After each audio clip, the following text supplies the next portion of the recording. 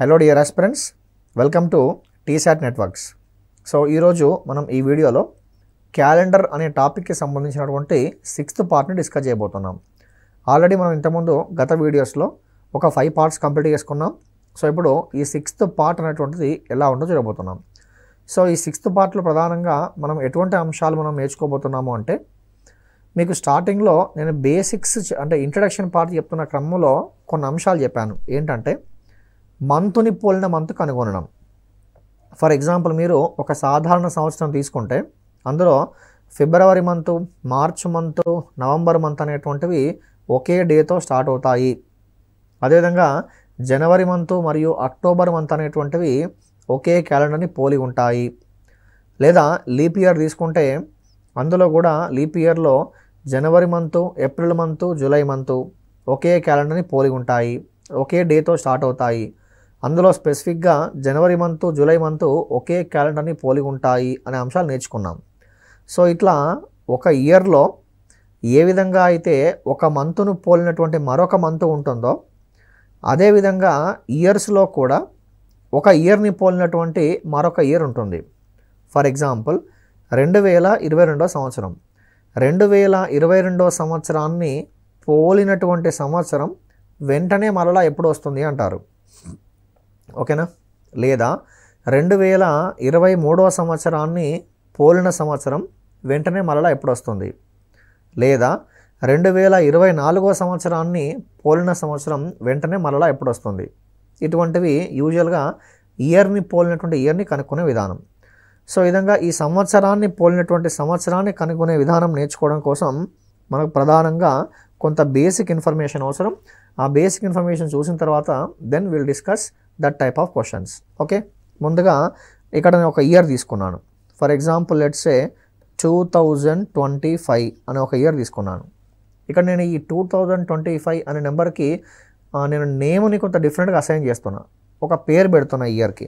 2025 year అనే ఏ year అంటే leap సంవత్సరం. ఓకేనా? 2025 అనేటువంటిది లీపు సంవత్సరం తర్వాత వచ్చే మొదటి సంవత్సరం. ఓకేనా? వచ్చేటువంటి మొదటి సంవత్సరం. I hope you understood. ఓకేనా? 2025. యాక్చువల్గా 2024 ఏంటి? 2024 అనేటువంటిది లీపు సంవత్సరం. మరి 2025 ఏంటి? లీపు సంవత్సరం తర్వాత వచ్చేటువంటి మొదటి సంవత్సరం. ఓకేనా? మరి ఇప్పుడు 2026, అదేవిధంగా 2027, చివరగా 2028. సో ఇక్కడ 2026 ఏంటి అంటే లీపు సంవత్సరం తర్వాత వచ్చేటువంటి రెండవ సంవత్సరం. ఓకేనా? లీపు సంవత్సరం తర్వాత వచ్చేటువంటి రెండవ సంవత్సరం. అదేవిధంగా 2027 సంవత్సరం ఏంటిది? లీపు సంవత్సరం తర్వాత వచ్చేటువంటి మూడవ సంవత్సరం. 2028. 2028 ఏంటి? లీపు సంవత్సరం. ఓకేనా? సింపుల్గా that is the leap year. I hope you understood. నేను వీటికి నేమ్స్ కొంత డిఫరెంట్గా అసైన్ చేసిన. 2024 అనేటువంటిది లీపు సంవత్సరం. ఓకేనా? 2024 అనేటువంటిది లీపు సంవత్సరం. కాబట్టి మరి 2025 ఏంటి? లీప్ ఇయర్ తర్వాత వచ్చేటువంటి మొదటి సంవత్సరం. 2026 ఏంటి? లీపు సంవత్సరం తర్వాత వచ్చేటువంటి రెండవ సంవత్సరం. 2027 ఏంటి? లీపు సంవత్సరం తర్వాత వచ్చేటువంటి మూడవ సంవత్సరం. 2028 ఏంటి? సింపుల్గా అది లీపు సంవత్సరం. ఓకేనా? ఇప్పుడు నేను కొన్ని example in order to understand in a better way let me take something different questions. So ఇక్కడ ఒక చిన్న ఎగ్జాంపుల్ తీసుకుంటున్నా. చెప్పండి, ఇప్పుడు 2001 ఏమని చెప్పొచ్చు? 2001 అనేటువంటిది లీపు సంవత్సరం తర్వాత వచ్చేటువంటి ఫస్ట్ ఇయర్ కదా, లీప్ ఇయర్ తర్వాత వచ్చేటువంటి ఫస్ట్ ఇయర్. అదేవిధంగా చెప్పండి 2018, 2018 ఏంటి? 2018 లీపు సంవత్సరం తర్వాత వచ్చేటువంటి రెండవ సంవత్సరం. లీపు సంవత్సరం తర్వాత వచ్చేటువంటి రెండవ సంవత్సరం. 2027 చెప్పండి, 2027 ఏంటి? 2027 అనేటువంటిది లీపు సంవత్సరం తర్వాత వచ్చేటువంటి మూడవ సంవత్సరం. అదేవిధంగా 1996 ఏంటి 1996 లీప్ సంవత్సరం. సో ఇట్లా మనం ఒక ఇయర్ని తీసుకున్నప్పుడు is that year is first year after leap year, or is that year is second year after leap year, or is that year is third year after leap year అనేటువంటిది, లేదా is that leap year అనేటువంటి భావన మీకు ముందుగా ప్రైమరీగా తెలియాలి. So ఈ information తెలిస్తే ఆ తర్వాత సంవత్సరాన్ని పోలినటువంటి మరో సంవత్సరాన్ని చాలా ఈజీగా సులువుగా కనుక్కోవచ్చు. ఓకే, సో ఇప్పుడు మరి ఈ ఇయర్ని పోలిన ఇయర్ కనుక్కునే విధానం నేర్చుకోవడానికి ఆ పాయింట్స్ ఏంటో చూద్దాం. ముందుగా గమనిక, ఫస్ట్ పాయింట్, క్వశ్చన్స్ చేసే కన్నా ముందుగా ఫస్ట్ పాయింట్ ఏంటా? ఫస్ట్ పాయింట్ అంటే లీపు సంవత్సరము తరువాతి సంవత్సరాన్ని పోలినటువంటి సంవత్సరం కనుగొనాలి అంటే దానికి సింపుల్గా ఏం చేయాలి అంటే +6 కలపాలి. ఓకేనా? I repeat once again, leap సంవత్సరము తరువాతి సంవత్సరాన్ని పోలినటువంటి సంవత్సరాన్ని కనుగొనుటకు దానికి +6 కలపాలి. రెండవ పాయింట్ ఏంటి అంటే లీపు సంవత్సరము తరువాతి రెండవ మరియు మూడవ సంవత్సరాలను పోలినటువంటి సంవత్సరాలను కనుగొనుటకి దానికి +11 కలపాలి. ఇంకా చివరగా లీపు సంవత్సరాన్ని పోలినటువంటి సంవత్సరాన్ని కనుగొనుటకు దానికి 28 కలపాలి. ఓకేనా? 6 అనే నెంబరు, 11 అనే నెంబరు, 28 అనే నెంబర్ని గుర్తుంచుకోండి. ఈ 6 ఏంటిది? లీపు సంవత్సరము తరువాత మొదటి సంవత్సరాన్ని, లీపు సంవత్సరము తరువాత మొదటి సంవత్సరాన్ని పోలినటువంటి సంవత్సరాన్ని కనుగొనుటకు, లీపు సంవత్సరము తరువాతి సంవత్సరాన్ని పోలినటువంటి మొదటి సంవత్సరాన్ని కనుగొనుటకు దానికి సింపుల్గా ఏం క్లబ్ చేస్తాం? +6 క్లబ్ చేస్తాం. అదేవిధంగా లీపు సంవత్సరము తర్వాత రెండవ మరియు మూడవ, లీపు సంవత్సరం తర్వాత రెండవ మరియు మూడవ సంవత్సరాలను పోలినటువంటి సంవత్సరాలను కనుగొనుటకు దానికి +11 కలపాల్సి ఉంటుంది. చివరగా లీపు సంవత్సరాన్ని పోలినటువంటి సంవత్సరాన్ని కనుగొనుటకు దానికి +28 కలపాల్సి ఉంటుంది. ఓకేనా? +6 +11 +28. అయితే ఇక్కడ ఒక మంచి కాన్సెప్ట్. ఏంటా కాన్సెప్ట్ అంటే నేను మీకు ఒక సందర్భంలో చెప్పాను, ఏదో ఒక వీడియోలో సందర్భంలో చెప్పాను. ఏమని చెప్పానంటే లీపు సంవత్సరము అనేటువంటిది ఎప్పుడూ కూడా 4 ఇయర్స్కి ఒకసారి రాదు. కొన్ని సందర్భాలలో లీప్ ఇయర్ రావడానికి 4 ఇయర్స్ కన్నా ఎక్కువ టైం పడుతుందని చెప్పాను. ఓకేనా? దానికి సంబంధించినటువంటి ఒక ఎగ్జాంపుల్ని మీకు ఇచ్చే ప్రయత్నం చేస్తాం. కానీ మనం యూజువల్గా ఏమనుకుంటాము అంటే లీప్ ఇయర్ అనేటువంటిది ఎప్పుడూ కూడా 4 ఇయర్స్కి ఒకసారి వస్తుంది అనుకుంటాం. కానీ అది రాంగ్. ఎందుకో చూద్దాం. ఒకసారి అబ్జర్వ్ చేయండి. I'm taking one beautiful example. ఏంటా ఎగ్జాంపుల్ అంటే లెట్స్ సే 1898. ఓకే, 1898 అనేటువంటిది, లేదా 6 నుండి స్టార్ట్ చేద్దాం. 1896 ఏంటి అంటే ఇది ఒక లీప్ సంవత్సరం కదా. 1896 ఈజ్ ది లీప్ ఇయర్. ఎలా చెప్పగలుగుతున్నాం లీప్ ఇయర్ అని అంటే చివరి 2 అంకెలు ఏమున్నాయి? 96 ఉన్నాయి. మరి ఈ 96 అనేటువంటి ఇయర్ నెంబరు 4తో డివైడ్ అవుతుందా? అవుతుంది. కాబట్టి మొత్తం మీద 1896 అనేటువంటి నాన్ సెంచరీ ఇయర్, శతాబ్ది సంవత్సరము కాని సంవత్సరం 4తో డివైడ్ అయింది. కాబట్టి 1896 ఏంటంటే లీప్ ఇయర్. మరి దీని తర్వాత దీనికి ఒక పేరు పెడదాం. ఏమని పెడదామంటే 1897. 1897 ఏంటి మరి? 1897 ఏంటి అంటే first year after leap year. ఓకేనా? First year after leap year. అదేవిధంగా 1898 ఇదేంటి? First year after leap year. Okay, first year after leap year. మరి ఇదేంటి? Second year after leap year. Okay, తర్వాత 1899 ఏంటి? Third year after leap year. ఓకేనా? Third year after leap year. అదేవిధంగా 1900. మరి 1900 ఏంటి? జాగ్రత్తగా అబ్జర్వ్ చేయండి, చాలా కేర్ఫుల్గా అబ్జర్వ్ చేయండి. 1900 ఏంటి? 1896 అనేటువంటిది అందరికీ తెలిసిందే, ఇది ఒక లీప్ ఇయర్, వెరీ క్లియర్. కాబట్టే this is first year after leap year, this is second year after leap year, this is third year after leap year, and what about this one? So is that leap year? Is that leap year? అది leap ఇయరా అంటే 100% leap year కాదు. ఎందుకు leap year కాదు? 1900 అనేటువంటి సంవత్సరము శతాబ్ది సంవత్సరం, century year. మరి ఈ శతాబ్ది సంవత్సరము లీప్ సంవత్సరం కావాలి అంటే 4తో డివైడ్ అవ్వాలా, 400తో డివైడ్ అవ్వాలా అంటే 400తో డివైడ్ అవ్వాలి. మరి ఇప్పుడు నేను 1900ని 4తో డివైడ్ చేస్తున్నా. 1900ని 4తో డివైడ్ చేస్తే విల్ ఇట్ బి డివిజబుల్? 1900ని 400తో డివైడ్ చేస్తున్నా. Will it be divisible by 400? No. That's why 1900 is not a leap year. మరి 1900 లీప్ ఇయర్ కాదు కాబట్టి 1901 ఇయర్ ఏంటి, 1902 ఇయర్ ఏంటి, 1903 ఇయర్ ఏంటి, 1904 ఇయర్ ఏంటి? Can you say 1901 is first year after leap year? No, because it's not a leap year. Can you say second year after leap year? Can you say third year after leap year? No. కాబట్టి ఇండైరెక్ట్గా మళ్ళీ 1904 ఏంటి, leap year. కాబట్టి 1896 తర్వాత మళ్ళీ leap year ఎప్పుడు వచ్చిందంటే 1904 తర్వాత వచ్చింది. అంటే 1896 తర్వాత నెక్స్ట్ లీప్ ఇయర్ రావడానికి 4 ఇయర్స్ పట్టిందా, 8 ఇయర్స్ పట్టిందా? 8 ఇయర్స్ పట్టింది. మరి మనం 1896 అనే ఇయర్ అప్పుడు ఉన్నామా? లేము. కాబట్టి మనము గమనిస్తున్నటువంటి గత కొన్ని సంవత్సరాలుగా అంటే 1900 తర్వాత అంటే ఆల్మోస్ట్ ఒక 100 సంవత్సరాల నుంచి కూడా లీప్ ఇయర్ ఎప్పుడు ఎలా వస్తుంది? 4 ఇయర్స్ ఒకసారి వస్తుంది. కాబట్టి మనం ఏమనుకుంటున్నామంటే లీప్ ఇయర్ ఎప్పుడు కూడా 4 ఇయర్స్కి ఒకసారి వస్తుంది అనుకుంటాం. కానీ లీప్ ఇయర్ ఎప్పుడు కూడా 4 ఇయర్స్కి ఒకసారి రాదు. కొన్ని సందర్భాలలో లీప్ ఇయర్ రావడానికి 4 ఇయర్స్ కన్నా ఎక్కువ టైం పడుతుంది. This is the very good example.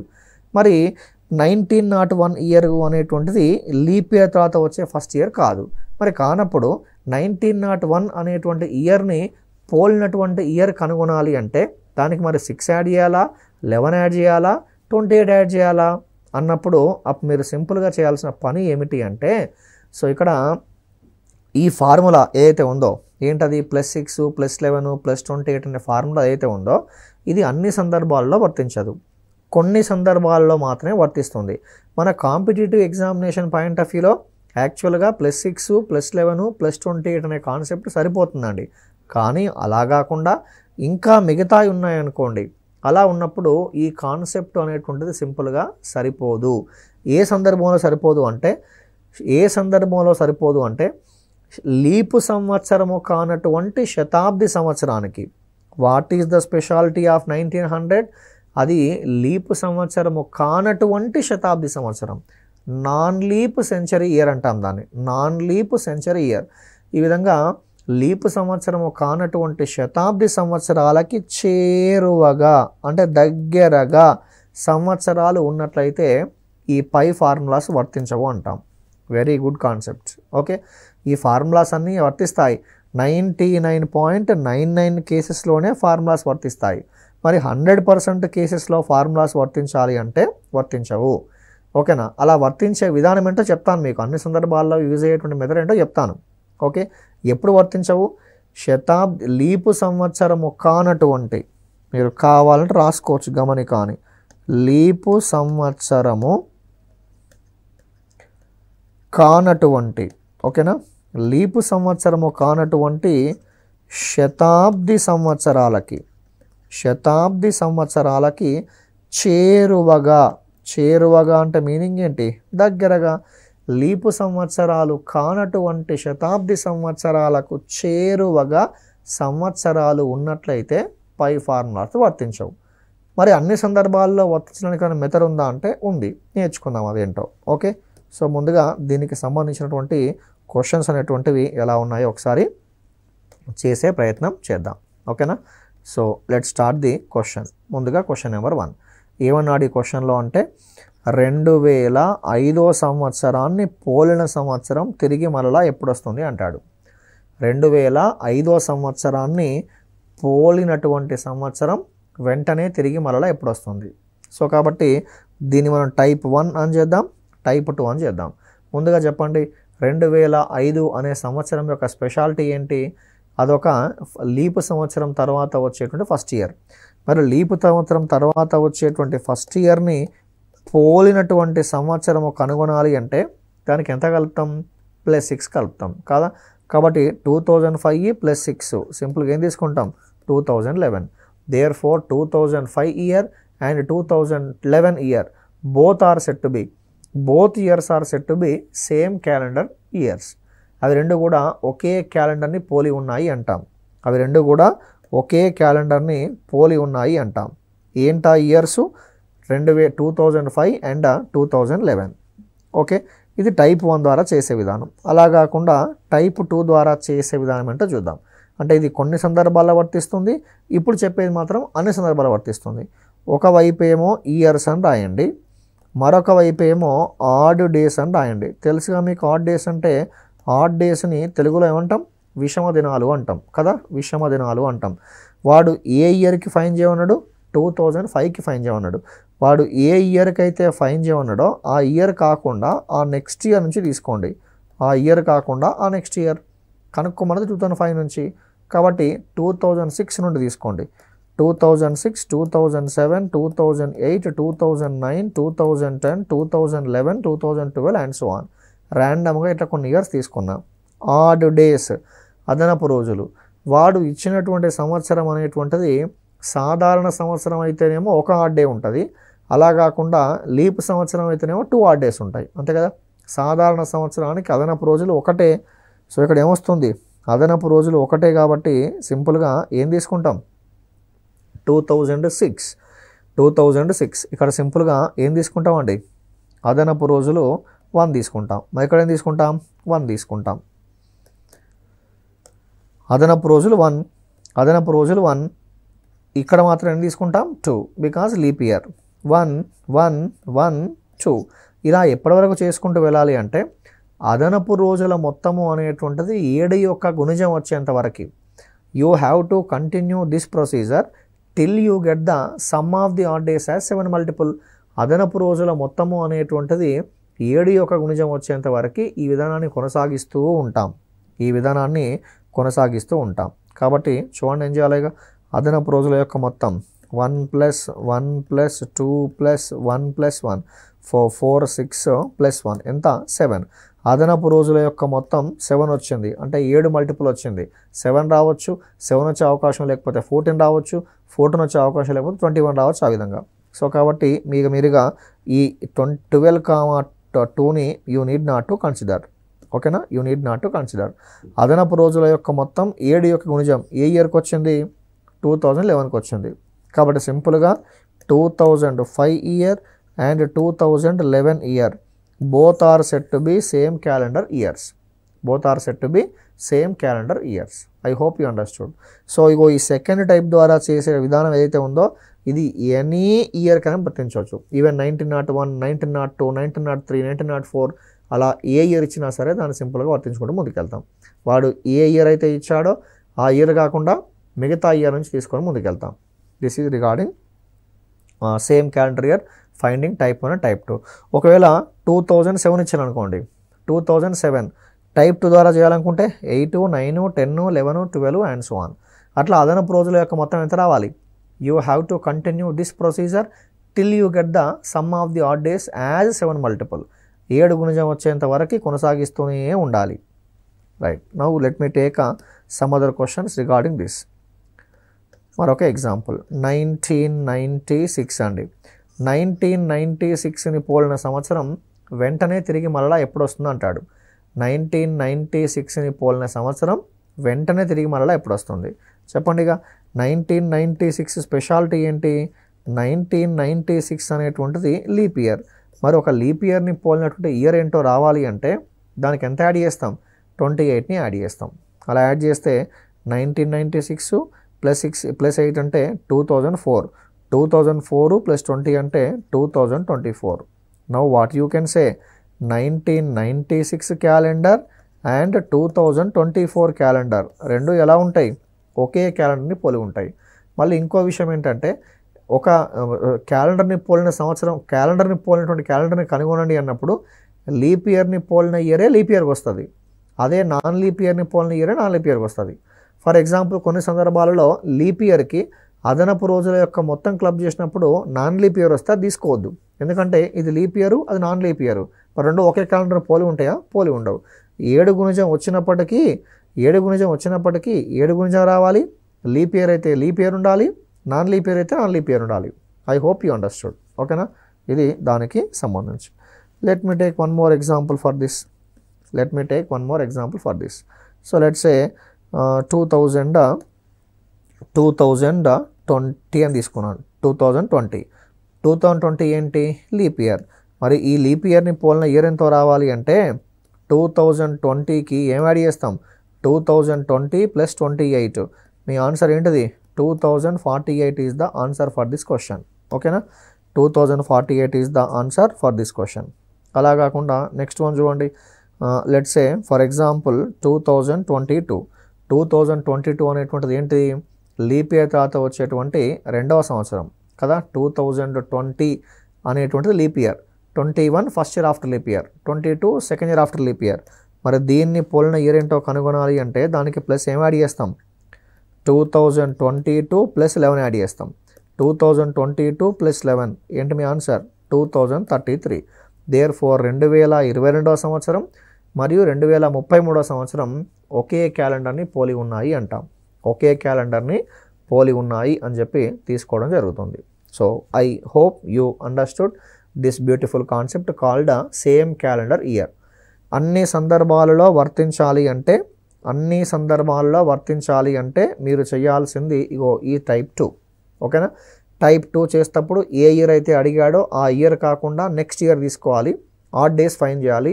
అదనపు రోజుల యొక్క మొత్తం అనేటువంటిది 7 మల్టిపుల్స్ రావాలి, 7 గుణిజాలు రావాలి. ఒకవేళ 7 గుణిజం వచ్చినప్పటికీ లీప్ ఇయర్ అయితే లీప్ ఇయరే ఉండాలి, నాన్ లీప్ ఇయర్ అయితే నాన్ లీప్ ఇయరే ఉండాలి. అలా ఉన్నప్పుడు దాన్ని మనం సింపుల్గా ఆన్సర్గా భావిస్తాం. ఓకే, సో ఇది దీనికి సంబంధించి. Now let me take one more type.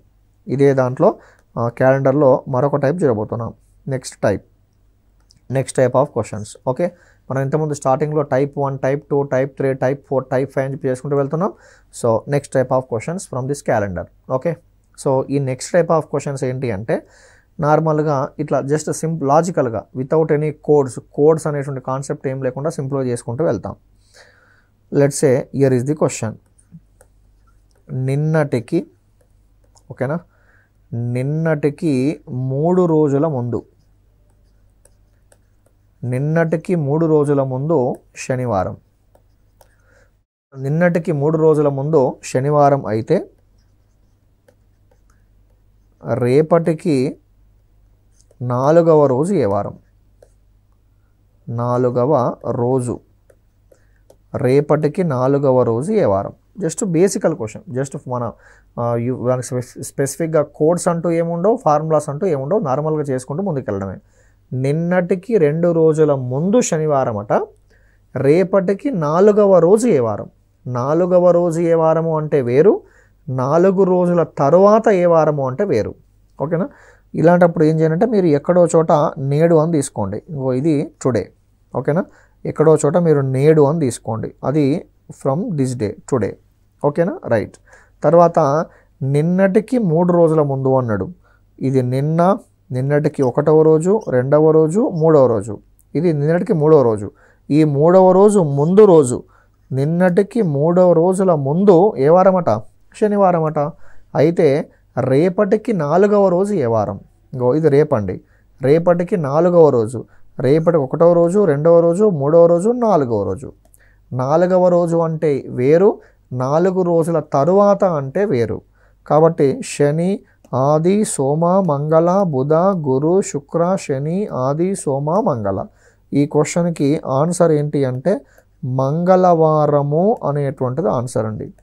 మంగళవారము అనేటువంటిది ఈ క్వశ్చన్ యొక్క ఆన్సర్. అర్థమైందా? నిన్నటికి 3 రోజుల ముందు శనివారం అయితే రేపటికి 4వ రోజు ఏ వారం? 4వ రోజు అంటే ఇది. 4 రోజుల తరువాత అన్నప్పుడు ఇంకొక లైన్ తీసుకుంటాం, అప్పుడు ఆన్సర్ బుధవారం అవుతుంది. ఇది ఒక రకమైన మోడల్. సో దీనికి సంబంధించి మరో క్వశ్చన్ తీసుకుందాం. ఈ టైప్కి సంబంధించి మరొక క్వశ్చన్. ఏంటా మరో క్వశ్చన్ అంటే లెట్స్ సే ఫర్ ఎగ్జాంపుల్ మొన్నటికి 2 రోజుల క్రితం, మొన్నటికి 2 రోజుల క్రితం బుధవారం. ఓకే, మొన్నటికి 2 రోజుల క్రితం బుధవారం అయితే రేపటికి 5 రోజుల తరువాత రేపటికి 5 రోజుల తరువాత ఏ వారం? రేపటికి 5 రోజుల తరువాత ఏ వారం? ఈ క్వశ్చన్లో ఏ పదం ఉంది? తరువాత అనే పదం ఉంది. ఓకేనా? మొన్నటికి 2 రోజుల క్రితము బుధవారం అయితే రేపటికి 5 రోజుల తరువాత ఏ వారం? ఎక్కడో చోట నేడు అని తీసుకోండి. దిస్ ఈజ్ ఎస్టర్డే, నేడు, సారీ టుడే. సో మరి ఏమన్నాడు? మొన్నటికి 2 రోజుల క్రితము అన్నాడు. నిన్న, మొన్న, మొన్నటికి 1 రోజు క్రితం, మొన్నటికి 2 రోజుల క్రితం. క్రితం అన్నప్పుడు ఆ ముందు రోజు. నేడు, నిన్న, మొన్న, మొన్నటికి ఫస్ట్ డే బ్యాక్, మొన్నటికి సెకండ్ డే ఆ ముందు రోజు. ఓకేనా? మొన్నటికి 2 రోజుల క్రితము అన్నప్పుడు ఇంకో ఇది బుధవారం, ఇది బుధవారం అయితే రేపటికి 5వ రోజు ఏ వారం? ఇది రేపు. 1వ రోజు, 2వ రోజు, 3వ రోజు, 4వ రోజు, 5వ రోజు. 5 రోజుల తర్వాత రోజు అన్నాడు కాబట్టి 1 more డే. ఏమొస్తుంది? బుధవారం కాబట్టి గురు, శుక్ర, శని, ఆది, సోమ, మంగళ, బుధ, గురు, శుక్ర, శని, ఆది, సోమ. Therefore the answer for the given question is ఏమని తీసుకుంటాం? సోమవారము అని తీసుకుంటాం. ఓకేనా? సోమవారం అని చెప్పి తీసుకుంటాం. ఇది దానికి సంబంధించి. సో ఇది క్యాలెండర్లో మనకు ఉన్నటువంటి మరొక బ్యూటిఫుల్ కాన్సెప్ట్. ఓకేనా? సో దీనిపైన గతంలో లీస్ట్గా అడిగారు క్వశ్చన్స్. సో కాబట్టి అది జనరల్గా కోడ్స్ అనే కాన్సెప్ట్ ఏం లేకుండా నార్మల్గా లాజికల్ వేలో థింక్ చేస్తూ ఆన్సర్ చెప్పేయచ్చు. తర్వాత అంటే ఒకటే ఎక్స్ట్రా కలపండి, క్రితము అన్నప్పుడు ఇంకోటే ముందు తీసుకోండి. That's all. ఓకేనా? సో ఇక ఈ క్యాలెండర్లో చిట్ట చివరి మోడల్ అండి. ఈ క్యాలెండర్లో చిట్ట చివరి మోడల్, లాస్ట్ మోడల్. కొన్ని సందర్భాలలో ఎట్లా ఉంటుంది అంటే ఒక ఇన్ఫర్మేషన్ ఇస్తాడు బర్త్డేకి సంబంధించి లేదా ఇతరత్ర అంశాలు. ఫర్ ఎగ్జాంపుల్ ఒక వ్యక్తి యొక్క బర్త్డేని 2 లేదా అంతకన్నా ఎక్కువ మంది వ్యక్తులు వేరుగా గుర్తుంచుకుంటారు. అంటే మీనింగ్ ఏంటి? ఫర్ ఎగ్జాంపుల్ ఏ యొక్క బర్త్డేని బి ఈ డేట్ నుంచి ఈ డేట్ మధ్యలో ఉంటుందని గుర్తుంచుకుంటాడు. లేదా ఏ యొక్క బర్త్డేని సి అనే వ్యక్తి ఒక పర్టికులర్ డేట్స్లో ఉంటుందని గుర్తుపెట్టుకుంటాడు. ఇలా ఉన్నప్పుడు ఆ వ్యక్తి యొక్క యాక్చువల్ బర్త్డే అనేటువంటిది ఏ రోజున అయి ఉంటుంది అంటాడు. ఓకే?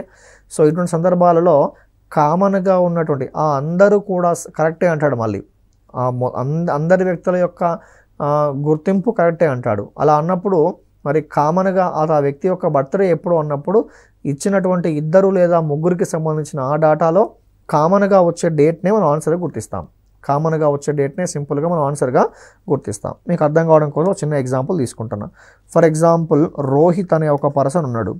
రోహిత్ అనేటువంటి పర్సన్కి అతని జన్మదినం అనేటువంటిది ఈ విధంగా ఉందట. ఒక వ్యక్తికి ఫర్ ఎగ్జాంపుల్ ఒక వ్యక్తి ఉన్నాడు. ఆ వ్యక్తి యొక్క బర్త్డేని రోహిత్ ఇలా గుర్తుంచుకుంటుండు. ఎలా గుర్తుంచుకుంటుండంటే మే 20 తర్వాత అనట. ఓకేనా? మే 20 తర్వాత అదేవిధంగా మే 28 లోపు రోహిత్ అనేటువంటి పర్సన్ అతని యొక్క బ్రదర్ బర్త్డేని ఎలా గుర్తుంచుకుండు? After 20 and before 28.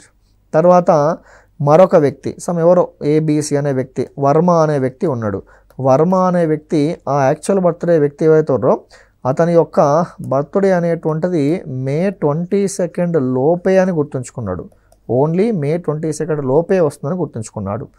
తర్వాత మరో వ్యక్తి ఎలా ఉన్నాడంటే ఫర్ ఎగ్జాంపుల్ ఆ వ్యక్తి రాము అనుకోండి. రాము అనే పర్సన్, ఈ రాము అనే పర్సన్ ఆ యాక్చువల్ బర్త్డే యొక్క ఆ వ్యక్తి యొక్క డేట్ని ఎలా గుర్తుంచుకున్నాడు అంటే మే 12 తర్వాత అని గుర్తుంచుకున్నాడు. మే 12 తర్వాత. ఓకేనా? సో మే 12 తర్వాత. మరి అందరూ కూడా కరెక్టే అయినట్లయితే మే 12 తర్వాత అంటాడు. అందరూ కూడా కరెక్ట్ అయినట్లయితే ఆ వ్యక్తి యొక్క బర్త్డే ఎప్పుడు ఉండొచ్చో కనుగొనండి అంటాడు. ఆ వ్యక్తి యొక్క బర్త్డే ఎప్పుడు అయి ఉండొచ్చో కనుగొనండి అంటాడు. సో ఒక వ్యక్తి ఉన్నాడు. ఆ వ్యక్తి యొక్క బర్త్డేని 3 వ్యక్తులు ఇలా గుర్తుంచుకున్నారు. ఒక వ్యక్తి యొక్క బర్త్డేని 3 వ్యక్తులు ఇలా గుర్తుంచుకున్నారు. మొదటి వ్యక్తి ఎలా గుర్తుంచుకున్నాడు? రోహిత్ అనేటువంటి వ్యక్తి ఆ వ్యక్తి యొక్క బర్త్డేని మే 20 తర్వాత వస్తుంది, 28 లోపు వస్తుందని గుర్తుంచుకున్నాడు కదా. 20 తర్వాత అంటే మీనింగ్ ఏంటి? 21 కదా. 28 లోపు అంటే మీనింగ్ ఏంటి? 27 కదా. ఇది రోహిత్ ఆ విధంగా గుర్తుంచుకున్నాడు ఒక వ్యక్తి యొక్క బర్త్డేని. కానీ వర్మ ఏమని గుర్తుంచుకున్నాడు? 22 లోపట. 22 లోపు అంటే ఒకే ఆప్షన్ ఉంది. అంటే 21 అయి ఉండొచ్చు, దీనికన్నా ఇంకా లోపల ఉండొచ్చు. 20 కానీ 2019 కానీ 18 కానీ ఆ విధంగా. మరి రాము అనే పర్సన్ ఉన్నాడు, రాము అనే పర్సన్కి 12 తర్వాత వస్తుందని గుర్తుందట. 12 తర్వాత అంటే మేబీ ఏమై ఉండొచ్చు, 21st కూడా అయి ఉండొచ్చు, సో 22nd అయి ఉండొచ్చు, వాట్ ఎవర్. ఓకేనా.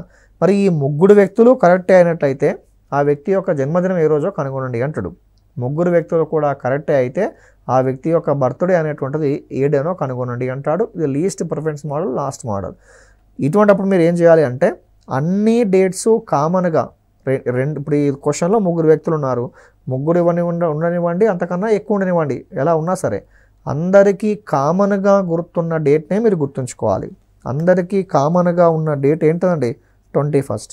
కాబట్టి ఇండైరెక్ట్గా ఆ వ్యక్తి యొక్క బర్త్డే అనేటువంటిది ఏ డే అయి ఉండొచ్చు అంటే May 21st అయి ఉండొచ్చు. సో ఇది దానికి సంబంధించి. ఓకేనా. So that's all. ఇది క్యాలెండర్కి సంబంధించినటువంటి పూర్తి సమాచారం. దీంట్లో రకరకాల కాన్సెప్ట్స్ అని నేర్చుకున్నాం. ప్రైమరీగా ఇంట్రడక్షన్ పార్ట్ చూడండి, దాంతోపాటుగా కోడ్స్ పైన మంచి కమాండ్ తెచ్చుకోండి. Then this topic will be you can learn in a easy way. Thank you all.